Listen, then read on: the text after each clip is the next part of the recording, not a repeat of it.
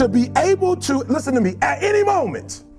Some of you can make sacrifices when Monday Night Football is not on. You can make a sacrifice. But when the game come on, for some reason, you just attached to it.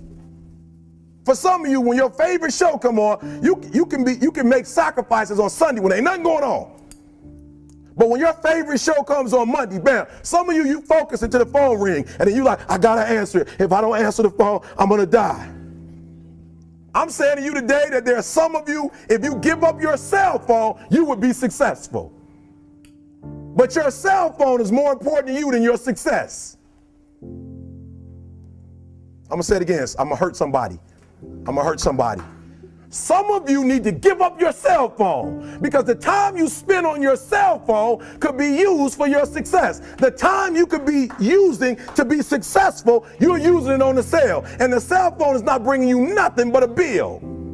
And somebody has told you you couldn't live without it. I'm talking about going deep now, giving up stuff. Watch what it says. To be able at any moment to sacrifice what we are for what we could be. I don't do well in math. You're right. You ain't never studied. I'm not good in writing because you have never written before. But I dare you to fail in writing for a whole year to see if you can get to the end. I dare you to fail. I dare you to take that same class over and over again. I dare you to stop dropping classes like you soft. Always want to give up. I'm dropping. Why are you dropping? Most people fail because they don't know that they don't know and they think they know. Einstein said, the thinking that has brought me this far has created some problems that this thinking can't solve. See, what got you where you are right now? Your best thinking has produced the level of money that you have, your level of accomplishment, the growth of your business, or the lack of. Your best thinking has produced that. Own that. Face that. And get some help. One of the things I teach, ask for help. Not because you're weak, but because you want to remain strong. And ask for help. And don't stop until you get it. And so take the time and find someone that can coach you. Find someone that will have the courage to tell you what you need to hear and not what you want to hear. So Bill and I, his father, many years ago, right after we met, had us a group of about 20 write down on a sheet of paper one word that they thought accounted for their success. And Bill and I, who they only met twice, didn't know what the other one was writing down. We both wrote down the same word, which was focus. And he was focused on software, I was focused on investments. And it gave me a big advantage to start very young. There's no question about it. Ideas don't come out fully formed. They only become clear as you work on them. You just have to get started. If I had to know everything about connecting people before I got started, I never would have built Facebook. Try to find your passion. And, may not find it the first time, but, don't sleepwalk through life. Find something that you really enjoy doing if you can do it. And, not everybody's lucky enough to be able to find that, but it ought to be your goal. To make $10 a week more doing something that you don't feel good about, compared to something you feel good about, make the change. Some people, by the way, have to have more than enough money to do what they want, when they want, where they want, with whomever they want, contribute the way they want. And if that's their must, they find a way. I know that sounds overly simplistic, but it's true. Somebody once said you can take all the money in the world out of the hands of everybody, out of all the wealthy people in the world who are really successful, give it to other people. It wouldn't take too long, those people would have it back in their hands. It's not because they're manipulative, it's because they have a standard. Some are manipulative, don't get me wrong, but they've got a standard of what they're gonna find a way to make happen. I'm just simply saying to you, take those 3 magic words and live them. Raise your standard.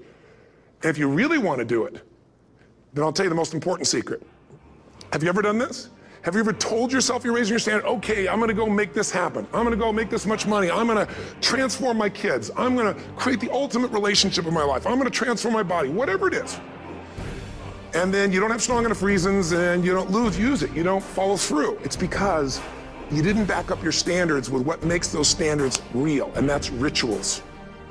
Rituals are where the power is. Whenever we do our Robbins results coaching, we say Robbins equals results, the way we get results with people, it's the same way if you listen to my Ultimate Edge program, or back in the old days, Personal Power, or if you went to one of my seminars. You know what I do is I take these huge challenges you got and we break them down into little bite-sized steps. Little things you do each day that after you do them, you get so much momentum that it's easy to succeed. You're not overwhelmed. You have these victory day after day after day on little things. If you went to Ultimate Edge, I'm sure you learned about the hour of power, or the 15 minutes to be able to be fulfilled, or 30 minutes to thrive, where you literally just condition your body and emotion with a couple little rituals. So it doesn't matter what's going on in your world, you feel that strength, and it's not fake, it's not some pump up, it's coming from inside you, and it works. Rituals define us. See, all the results in your life are coming from your rituals. They start with a standard and then have rituals that follow it up. Like, for example, if you are where you want to be physically, you have very different rituals than if you're not where you want to be physically. If you're overweight, you and I both know you got a different ritual than if you're physically fit. Completely different.